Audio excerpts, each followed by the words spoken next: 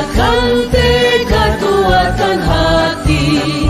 Negeri ini memanggilmu kawan.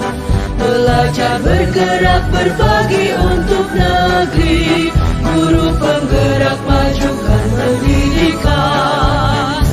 Guru penggerak menghamba pada murid. Kreatif rancang pembelajaran. Hargai potensi, tingkatkan prestasi. Lahirkan profil pelajar. Dan menyimak pembacaan ayat suci Al-Quran yang akan dibacakan oleh Ibu Seni Oktavianti. Kepada Ibu Seni, waktu dan tempat disilahkan.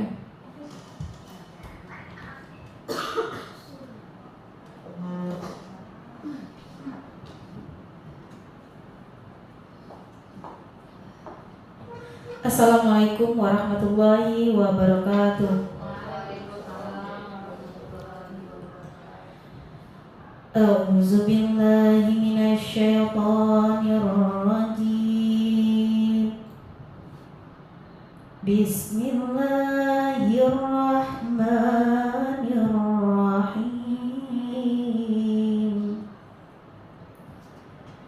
Innaman najwa minasy syaithani liyahzunal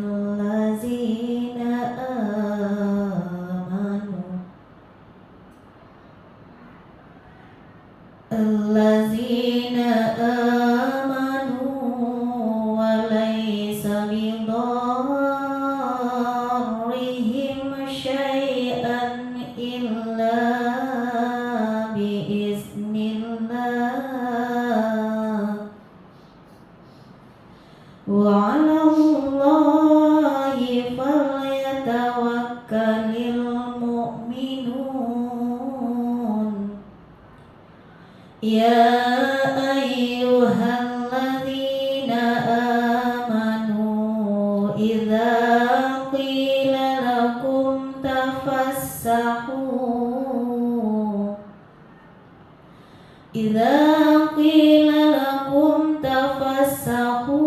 fil majalisi fafsahu yafsahillahu lakum. Wa idza qila anshuzu fansuzu yarfa'illah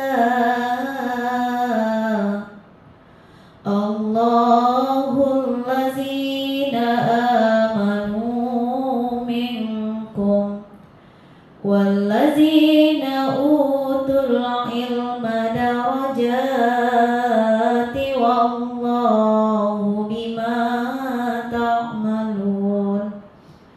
wallahu bima ta'maluna khabir.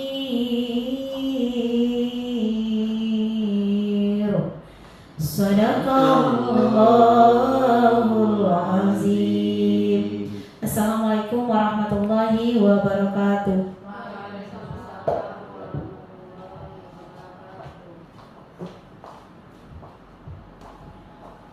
Terima kasih kita ucapkan kepada Ibu Seni Oktavianti. Baiklah Bapak dan Ibu, kita masuk ke acara selanjutnya. Kata sambutan dari Kepala Sekolah SMK Negeri 1 Sutra yang hari ini diwakili oleh Wakil Kesiswaan SMK Negeri 1 Sutra kepada Ibu Sri Wahyu SPD MPD, kami persilahkan.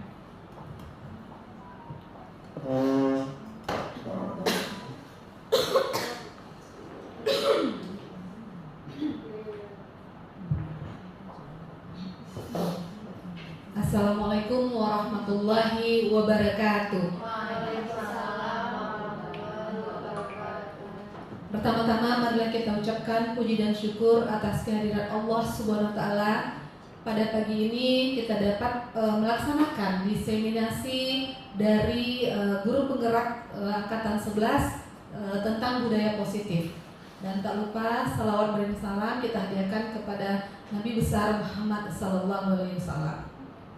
Yang akan dihormati Bapak Ibu calon guru penggerak, Bapak Ibu majelis guru yang hadir pada hari ini dalam rangka diseminasi budaya positif. Saya selaku perwakilan wakil kepala sekolah berharap nanti bagaimana diseminasi ini membuat kita menjadi pengetahuan yang betul-betul bisa diterapkan di sekolah, yang nantinya akan berdampak kepada siswa kita. Bagaimana siswa kita bisa mencerminkan karakter yang memiliki budaya positif. Dan kita berharap ini tidak hanya ada di dalam teori-teori yang ada di dalam bacaan, tetapi benar-benar nanti bagaimana bisa ini diaplikasikan kepada murid-murid kita, agar supaya mereka memiliki budaya positif yang ada di sekolah. Besar harapan kami, Bapak Ibu juga mengimbaskan nanti kepada guru yang ada, guru lain yang tidak berada hari ini di sekolah, agar bagaimana kita bisa mengajak guru-guru tersebut untuk bergerak bersama, bagaimana budaya positif ini bisa terlaksana di sekolah kita. Dan besar harapan saya selaku wakil kepala sekolah, ini benar-benar diterapkan nantinya di dalam perilaku sehari-hari siswa kita, mungkin yang saat ini belum maksimal bergerak untuk budaya positif. Dan alhamdulillah dengan adanya diseminasi ini, kita akan bergerak bersama bagaimana budaya positif ini terwujud nantinya di lingkungan satuan pendidikan kita. Dan saya juga mengucapkan selamat kepada Bapak Ibu yang akan diseminasi. Mudah-mudahan ini dapat menambah pengetahuan bagi kita semua, dan ini juga dapat menambah pengalaman yang baru untuk kawan-kawan dalam pengimbasannya. Terima kasih. Hanya itu yang dapat saya sampaikan. Saya tutup dengan Assalamualaikum warahmatullahi wabarakatuh. Waalaikumsalam.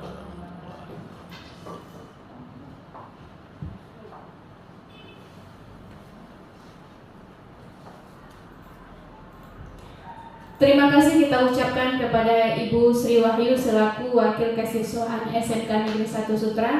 Baik Bapak dan Ibu, kita masuk ke acara selanjutnya, yakni acara yang kita tunggu-tunggu, penyampaian diseminasi tentang budaya positif yang akan disampaikan oleh Bapak Budiman SHI. Kepada Bapak Budiman, waktu dan tempat kita silahkan.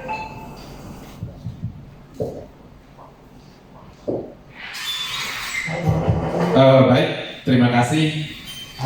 Assalamualaikum warahmatullahi wabarakatuh.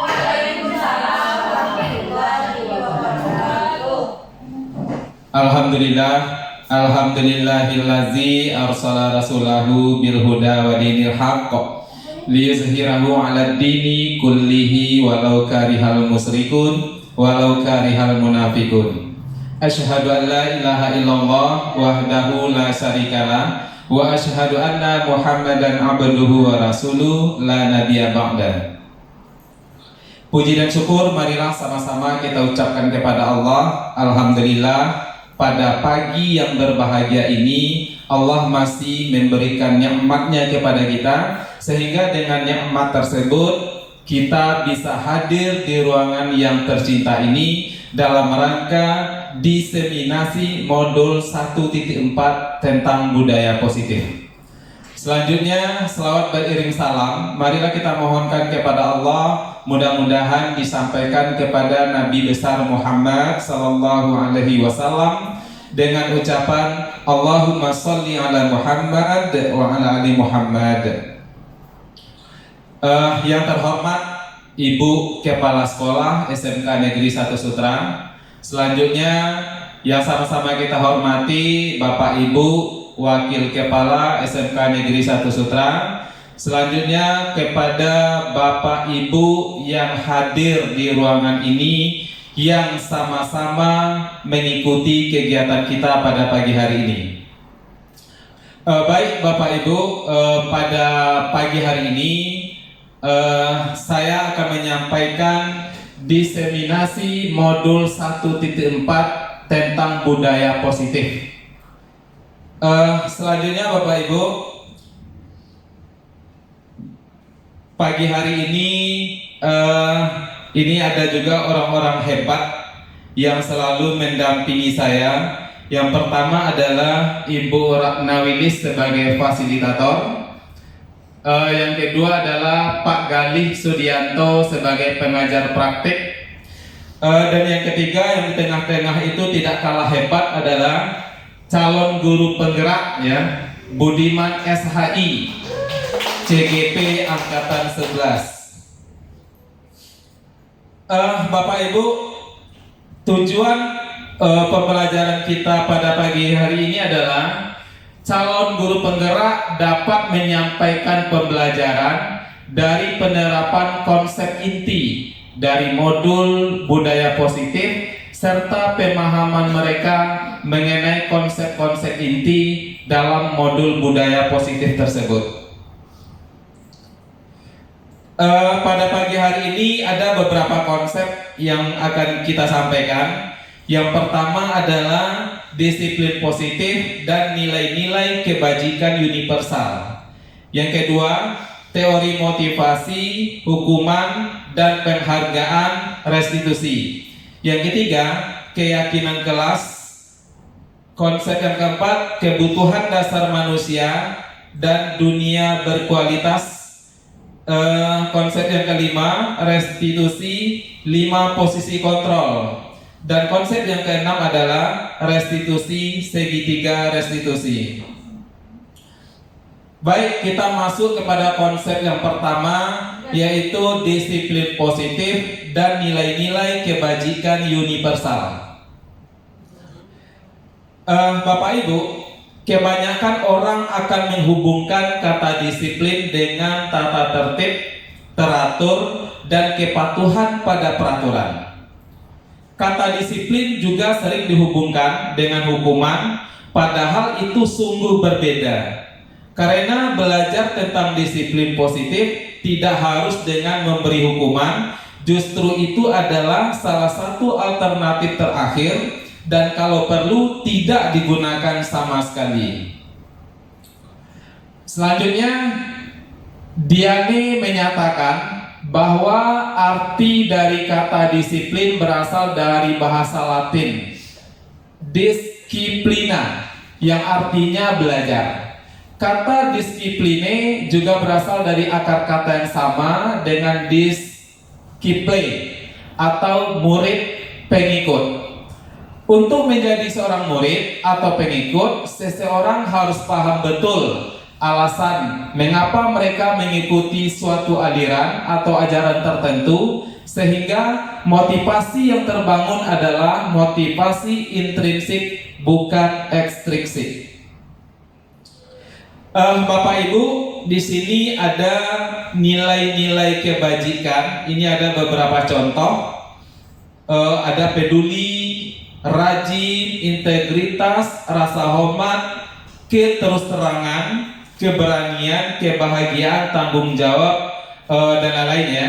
Mungkin ini nanti bisa langsung Bapak Ibu baca sendiri tentang proyek nilai-nilai kebajikan. Selanjutnya kita masuk kepada konsep yang kedua, teori motivasi, hukuman, dan penghargaan restitusi. Bapak Ibu, ini ada beberapa pertanyaan pemantik. Yang pertama, sebagai seorang guru, saat Anda hadir mengajar di kelas tepat waktu, motivasi apa yang mendasari tindakan Anda? Jadi ini sebuah pertanyaan, mungkin bisa kita jawab di dalam hati kita masing-masing. Kenapa? Karena kita ini adalah seorang guru. Saat kita hadir mengajar di kelas tepat waktu, apa motivasi yang mendasari kehadiran kita datang tepat waktu tersebut? Pertanyaan yang kedua, apakah Anda datang tepat waktu karena tidak ingin ditegur oleh atasan Anda dan kemudian mendapat surat peringatan? Ini juga bisa kita jawab di dalam hati kita masing-masing, karena kita juga sebagai seorang guru. Dan yang ketiga, manakah motivasi yang paling kuat mendasari tindakan Anda, atau bahkan kombinasi dari kedua motivasi, atau bahkan ketiga-tiganya? Bapak Ibu, ini pertanyaan yang juga bisa kita jawab sendiri di dalam hati kita masing-masing. Bapak Ibu, pertanyaan-pertanyaan tadi itu mungkin bisa kita jawab di dalam diri kita. Contoh, bila di sekolah Anda tidak ada peraturan yang mengharuskan guru datang tepat waktu, dan tidak ada surat teguran bagi guru yang datang terlambat, dan tidak ada atasan yang memuji Anda, apakah Anda akan tetap datang tepat waktu untuk mengajar murid-murid Anda? Ini jawabannya bisa kita jawab sendiri sesuai dengan fakta yang terjadi di lapangan. Oke, kita lanjut Bapak Ibu. Bapak Ibu, setelah tadi kita menjawab beberapa pertanyaan pemantik, ini ada beberapa bentuk contoh ya. Apakah ini nanti masuk kategori gagal atau sukses? Nah, kalau berdasarkan tabel ini, di sini ada hukuman, ada disiplin, yang konsekuensi dan restitusi.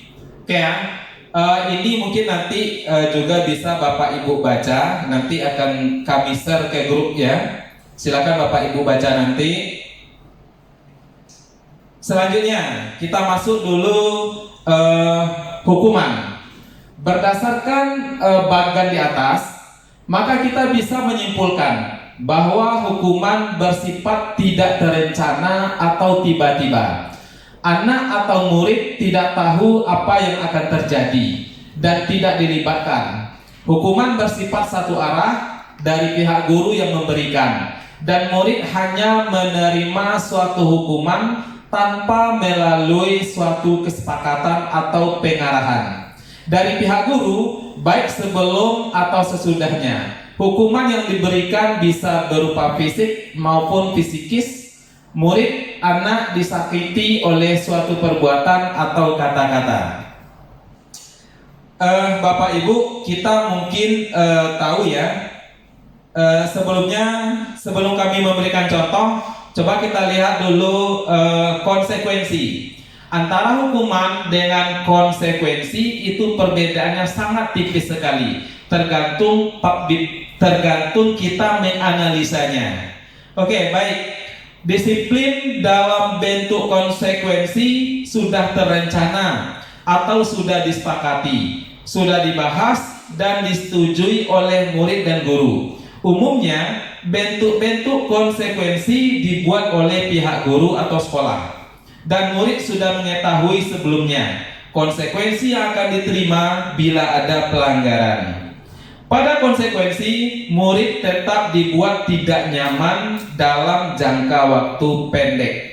Contoh Bapak Ibu, mungkin Bapak Ibu nanti bisa menjawab apakah ini masuk kategori konsekuensi atau masuk kategori hukuman. Contoh, ketika siswa datang terlambat ke sekolah, ya, ketika siswa datang terlambat ke sekolah, lalu siswa tersebut kita suruh berdiri di depan kelas selama proses pembelajaran berlangsung. Apakah ini masuk kategori hukuman atau konsekuensi? Bapak Ibu, ketika misalnya siswa datang terlambat ke sekolah, selama proses pembelajaran siswa tadi disuruh berdiri di depan kelas. Apakah ini masuk kategori hukuman atau konsekuensi? Hukuman. Lalu kira-kira bagaimana? Siswa yang datang terlambat tersebut, dia juga datang terlambat ke sekolah, tetapi dia diberi bentuk sanksi dalam bentuk konsekuensi. Kira-kira apa bentuk contohnya? Bapak Ibu, dia datang terlambat ke sekolah, tapi kita memberinya dalam bentuk konsekuensi, tidak hukuman. Kira-kira apa contohnya? Siswa yang datang terlambat sekolah tadi kita beri konsekuensi dalam bentuk mencatat catatan yang tertinggal karena diakibatkan dia datang terlambat tadi. Itu merupakan bentuk konsekuensi dari keterlambatannya datang ke sekolah. Ini juga memberikan ketidaknyamanan bagi siswa tersebut. Kenapa? Karena selama dia mencatat itu mungkin ada rasa penyesalan, ada rasa bersalah, kenapa saya datang terlambat. Akhirnya saya mencatat pelajaran yang tertinggal tadi. Tetapi ketika siswa tadi diberikan hukuman dalam bentuk berdiri selama proses pembelajaran berlangsung, selama dia berdiri tersebut itu banyak kata-kata mutiara yang tersimpan di hatinya. Rasa benci, rasa dendam, sakit hati dan segala macamnya. Kenapa? Karena dia merasa malu, ya. Karena dia merasa malu karena dia diberi hukuman berdiri di depan kelas selama proses PBM berlangsung. Baik, Bapak Ibu, selanjutnya kita masuk restitusi. Restitusi adalah proses menciptakan kondisi bagi murid untuk memperbaiki kesalahan mereka sehingga mereka bisa kembali pada kelompok mereka dengan karakter yang lebih kuat. Restitusi juga merupakan proses kolaboratif yang mengajarkan murid untuk mencari solusi terhadap masalah mereka dan membantu murid berpikir tentang orang seperti apa yang mereka inginkan dan bagaimana mereka memperlakukan orang lain. Bapak Ibu, selanjutnya ada satu contoh. Mencatat 100 kali di dalam buku kalimatnya, saya tidak akan terlambat lagi karena terlambat ke sekolah. Apakah ini masuk kategori konsekuensi atau hukuman, Bapak Ibu? Ya, ini masuk kategori hukuman. Kenapa demikian? Karena mencatat 100 kali penyebabnya terlambat ke sekolah adalah merupakan bentuk hukuman. Selanjutnya ada contoh yang kedua, membersihkan WC sekolah karena mematahkan pensil kawan. Ini juga masuk kategori hukuman. Bapak Ibu, manakah menurut Anda yang lebih efektif di antara ketiga konsep tersebut? Mari kita jawab sendiri Bapak Ibu. Kenapa? Karena kita yang merasakan sebagai seorang guru. Selanjutnya konsep berikutnya adalah kebutuhan dasar manusia dan dunia berkualitas. Bapak Ibu, di sini ada 5 kebutuhan dasar manusia. Yang pertama adalah kebutuhan untuk bertahan hidup. Nah, di sini mungkin kebutuhannya adalah sandang, pangan, dan papan, ya. Sandang, pangan, dan papan. Ini termasuk kategori kebutuhan untuk bertahan hidup. Kebutuhan yang kedua adalah kebutuhan kasih sayang dan rasa diterima. Jadi Bapak Ibu, setiap kita butuh rasa kasih dan sayang dari orang yang sangat kita cintai. Bisa saja ini orang tua, pasangan hidup kita, dan juga anak kita. Selanjutnya, kebutuhan dasar yang ketiga adalah penguasaan, kebutuhan pengakuan atas kemampuan. Bapak Ibu, ketika kita menguasai sesuatu, kita juga butuh pengakuan, ya. Kita juga butuh pengakuan dari orang lain. Selanjutnya, kebutuhan dasar yang kelima adalah kebebasan, kebutuhan akan pilihan. Sebagai manusia kita bebas memilih keinginan kita, sesuai dengan keinginan kita, apa yang akan kita pilih dalam hidup kita. Dan yang kelima adalah kesenangan, kebutuhan untuk merasa senang. Kita punya hak untuk senang, kita punya hak untuk bahagia. Oke Bapak Ibu, selanjutnya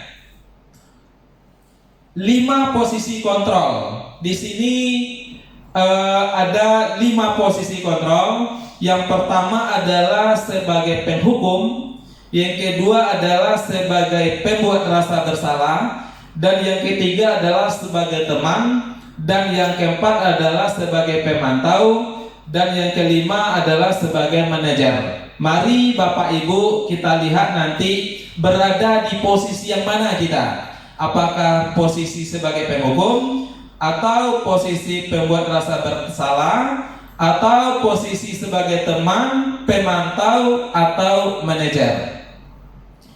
Baik, Bapak Ibu, sekarang kita lihat dulu posisi sebagai penhukum. Seorang penhukum biasanya mempunyai nada suara tinggi, bahasa tubuh, mata melotot, dari jari menunjuk, menghardik, dan segala macamnya. Contoh, seorang penghukum bisa menggunakan hukuman fisik maupun verbal.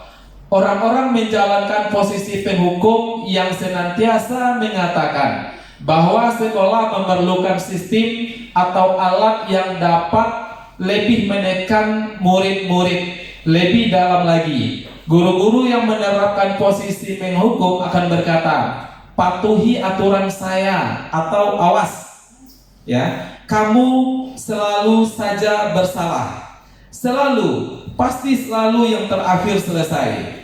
Guru seperti ini senantiasa percaya hanya ada satu cara agar pembelajaran bisa berhasil, yaitu cara dia. Terlambat lagi, pasti terlambat lagi. Selalu datang terlambat, kapan bisa datang tepat waktu? Tanyakan kepada diri Anda. Bagaimana perasaan murid bila guru berbicara seperti itu pada saat muridnya datang terlambat? Hasilnya Bapak Ibu, kemungkinan murid marah dan mendendam atau bersifat agresif. Bisa jadi sesudah kembali duduk, murid tersebut akan mencoret-coret buku atau meja tulisnya. Lebih parahnya lagi, sepulang sekolah, murid melihat motor guru atau mobil Bapak Ibu guru akan menggoresnya, bahkan bisa menancapkan paku di bannya. Yang kedua Bapak Ibu, pembuat merasa bersalah. Biasanya pembuat merasa bersalah, nada suaranya memelas, halus, sedih, bahasa tubuhnya merapat pada anak. Adi, kamu ini bagaimana ya? Kamu sudah berjanji dengan ibu tidak akan terlambat lagi. Kamu kenapa senang sekali mengecewakan ibu? Ibu benar-benar kecewa sekali. Bagaimana perasaan murid bila ditegur seperti cara ini Bapak Ibu? Nah, mari kita lihat hasilnya. Murid akan merasa bersalah tetap mengecewakan ibu atau bapak gurunya. Murid akan merasa menjadi orang yang gagal dan tidak sanggup membahagiakan orang lain. Kadangkala sikap seperti ini lebih berbahaya dari sikap menghukum. Karena emosi akan tertanam rapat di dalam. Murid menahan perasaan. Tidak seperti murid dengan guru menghukum, di mana murid bisa menumbuhkan amarahnya walaupun dengan cara negatif. Murid tertekan seperti inilah yang tiba-tiba bisa meletus amarahnya dan bisa menyakiti diri sendiri atau orang lain, seperti bom waktu Bapak dan Ibu. Selanjutnya yang ketiga adalah posisi sebagai teman. Pada posisi ini nada suara ramah, akrab, dan bercanda. Bahasa tubuh merapat pada murid, mata dan senyum jenaka. Contoh, ayo bantulah demi Bapak ya. Ayo ingat, tidak bantuan Bapak selama ini. Ya, sudah kali ini tidak apa-apa. Nanti Ibu bantu membereskannya. Jadi Bapak dan Ibu pada posisi ini tidak akan menyakiti murid, namun akan tetap berupaya mengontrol murid melalui persuasi. Posisi teman pada guru bisa negatif ataupun positif, tergantung kondisi pada saat itu Bapak dan Ibu. Selanjutnya hasil yang didapatkan adalah contoh, Adi, ayolah, bagaimana sih kamu? Kemarin kamu sudah janji kepada Bapak, kenapa terlambat lagi? Sambil tertawa ringan Bapak dan Ibu. Ya, sudahlah, tidak apa-apa. Duduk kamu di sana. Nanti Bapak guru bantu. Hasilnya Bapak Ibu, murid akan merasa senang dan akrab dengan guru. Ini termasuk dampak yang positif. Hanya saja di sisi negatif, murid menjadi tergantung pada guru tersebut. Bila ada masalah, dia merasa bisa mengandalkan guru tersebut untuk membantunya. Akibat lain dari posisi teman, Adi hanya akan berbuat sesuatu bila yang menyuruh adalah guru tersebut, dan belum tentu berlaku yang sama dengan guru atau orang lain. Selanjutnya adalah posisi sebagai pemantau.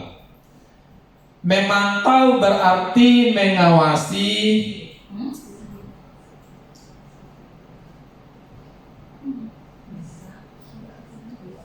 lanjut.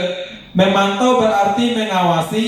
Pada saat kita mengawasi, kita bertanggung jawab atas perilaku orang-orang yang kita awasi. Pada posisi memantau ini, Bapak dan Ibu, nada suara datar, bahasa tubuh yang formal. Contohnya, peraturannya apa? Apa yang telah kamu lakukan? Sanksi atau konsekuensinya apa? Makanya di sini Bapak Ibu seorang pemantau sangat mengandalkan penghitungan, catatan, data yang dapat digunakan sebagai bukti atas perilaku seseorang. Posisi ini akan menggunakan stiker, slip catatan, daftar cek. Posisi pemantau sendiri berawal dari teori stimulus respon yang menunjukkan tanggung jawab guru dalam mengontrol murid. Selanjutnya Bapak Ibu, hasil dari posisi memantau ini adalah murid memahami konsekuensi yang harus dijalankan karena telah melanggar salah satu peraturan sekolah. Guru tidak menunjukkan suatu emosi yang berlebihan, menjadi marah atau membuat merasa berbuat salah. Murid tetap dibuat tidak nyaman, yaitu dengan harus tinggal kelas pada waktu jam istirahat dan mengerjakan tugas. Guru tetap harus memantau murid pada saat mengerjakan tugas di jam istirahat karena murid tidak bisa ditinggal seorang diri. Selanjutnya Bapak Ibu, posisi sebagai manajer. Ini adalah posisi terakhir, adalah posisi di mana guru berbuat sesuatu bersama dengan murid, mempersilakan murid mempertanggungjawabkan perilakunya, mendukung murid agar dapat menemukan solusi atas permasalahannya sendiri. Seorang manajer telah memiliki keterampilan di posisi teman maupun pemantau, dan dengan demikian bisa jadi di waktu-waktu tertentu kembali kepada kedua posisi tersebut bila diperlukan.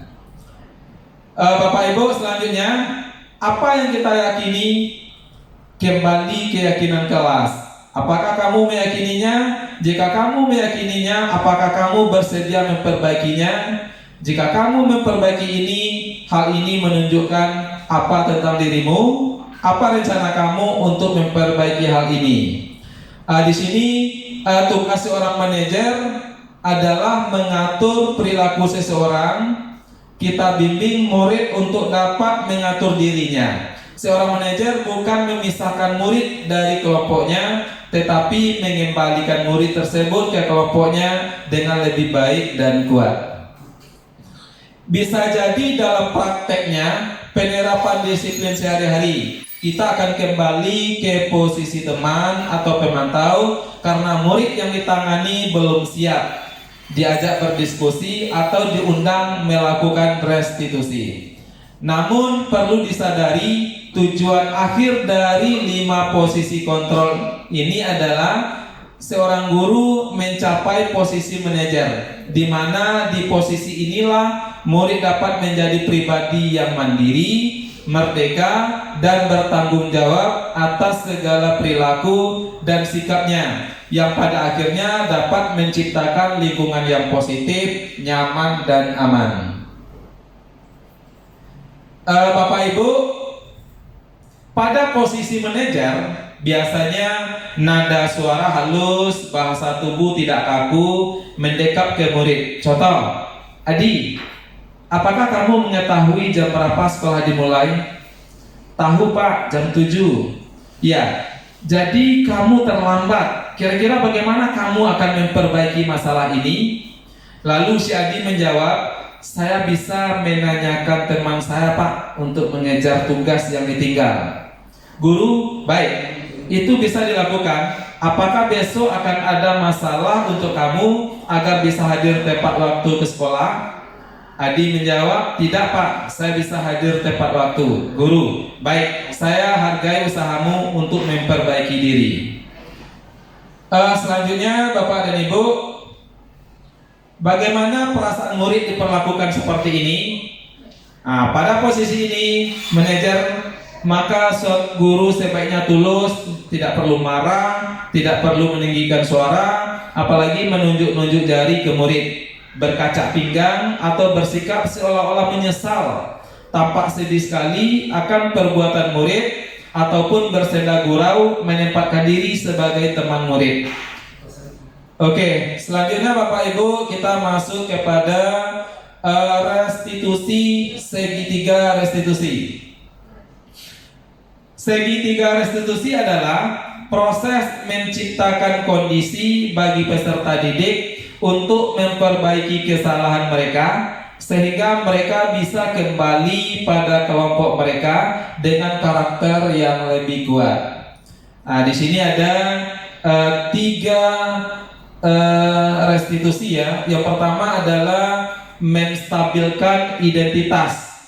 Kita semua akan melakukan hal terbaik yang bisa kita lakukan. Yang kedua adalah validasi tindakan yang salah. Semua perilaku memiliki alasan. Yang ketiga, menanyakan keyakinan. Kita semua memiliki motivasi internal. Yang pertama, Bapak Ibu, menstabilkan identitas.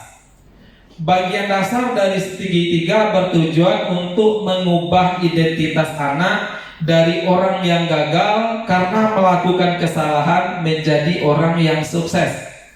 Anak yang melanggar peraturan karena sedang mencari perhatian adalah anak yang sedang mengalami kegagalan. Dia mencoba untuk memenuhi kebutuhan dasarnya, namun ada benturan. Kalau kita mengkritik dia, maka kita akan tetap membuatnya dalam posisi gagal. Kalau kita ingin menjadi reflektif, maka kita harus meyakinkan si anak dengan cara mengatakan kalimat-kalimat. Contoh, Bapak Ibu tidak tertarik mencari siapa yang salah, tapi Bapak ingin mencari solusi dari permasalahan ini. Kamu berhak merasa begitu.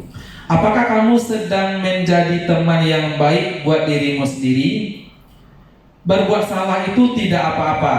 Tidak ada manusia yang sempurna. Saya juga pernah melakukan kesalahan seperti itu.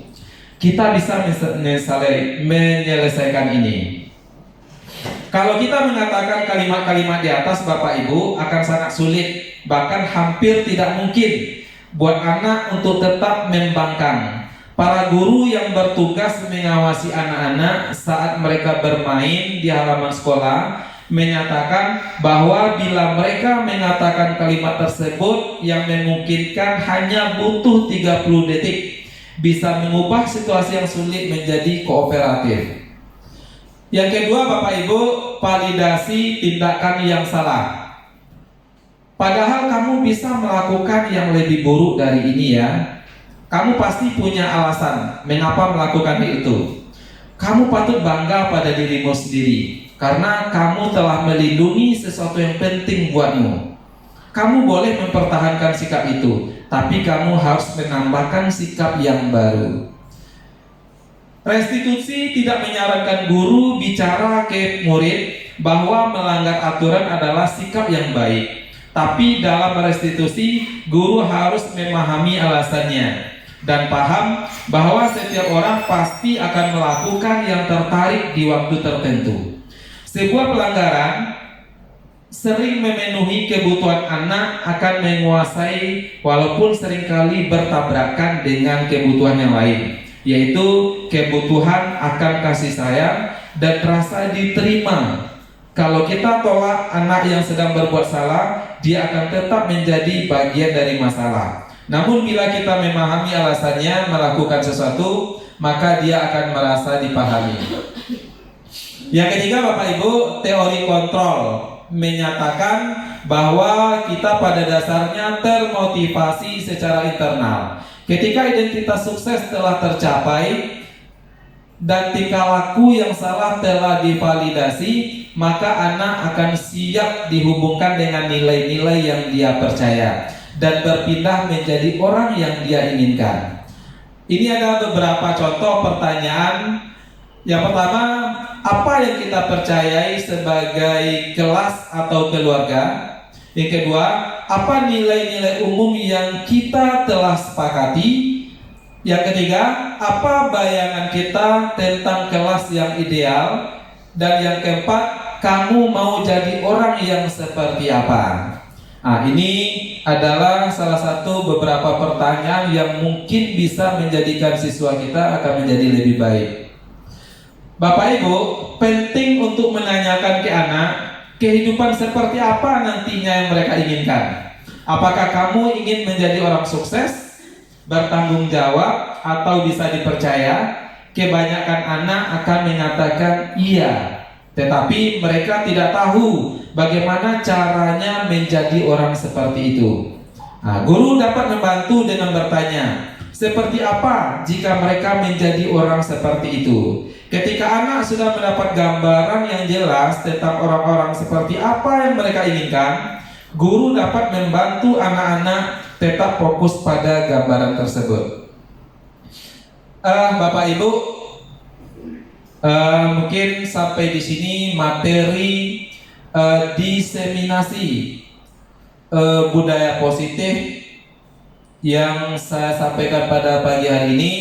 Mudah-mudahan segala apa yang saya sampaikan bisa bermanfaat bagi kita semua. Terlebih terkurang mohon maaf. Assalamualaikum warahmatullahi wabarakatuh.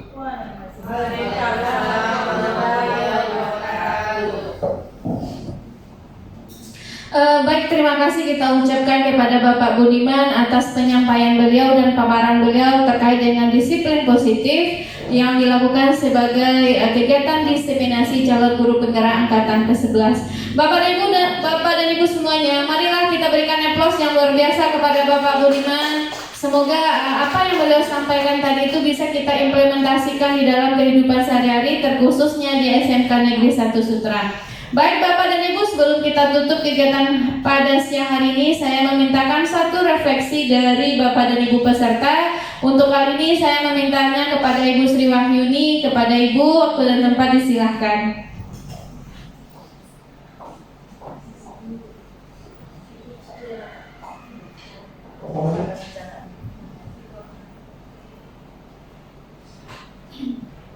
Assalamualaikum warahmatullahi wabarakatuh. Terima kasih Bu Moderator. Refleksi hari ini adalah saya secara pribadi mendapatkan ilmu yang baru, bagaimana itu 5 posisi kontrol yang selama ini jujur saja sebelum saya mengetahui ini kita kan suka menghukum siswa kita tanpa mengetahui apa sebabnya, apa latar belakangnya, dan apa keadaannya. Dan selama ini saya pun merasa bersalah kepada murid-murid bahwa sebenarnya kita itu harus sebagai manajer, ya, bagaimana cara menyentuh hatinya untuk berbuat ke arah yang lebih baik. Jadi posisi kontrol itu memang yang bagusnya adalah di tingkat manajer. Terus yang ilmu yang refleksi hari ini yang saya dapat itu adalah bagaimana kita selayaknya seorang guru itu memang harus berhamba kepada muridnya, dalam arti kata adanya segitiga restitusi dan adanya posisi kontrol yang dapat memenuhi kebutuhan setiap murid. Terima kasih. Assalamualaikum warahmatullahi wabarakatuh. Waalaikumsalam warahmatullahi wabarakatuh.